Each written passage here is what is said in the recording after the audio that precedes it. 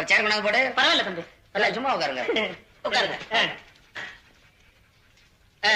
நம்ம குமார் தம்பி இங்க இருந்தா பாத்துட்டு போலாமேன்னு வந்தேன்.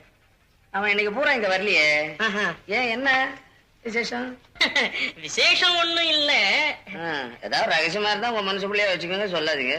நீங்க ஒரு கூத்து தம்பி. இதுல என்ன ரகசியம்? அதான் நம்ம சங்கர் பயலுக்கு 1 லட்சம் ரூபாய் ரேஸ்ல அடிச்சதே, அது நம்ம குமார் கொடுத்த டிப்புன்னு கேள்விப்பட்டேன். உண்மைதானே? உண்மைதான்.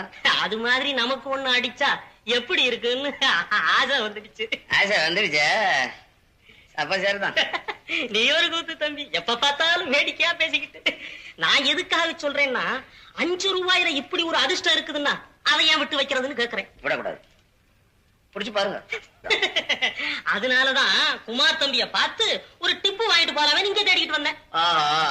அப்ப அவனை போய் தேடி பார்த்து என்னது டிப்பு டிப்பு அந்த டிப்பு பார்த்து வாங்கி சட்டு புட்டுன்னு போங்க. ஆமா தம்பி, வழி வரதை ஏன் விடுதானே.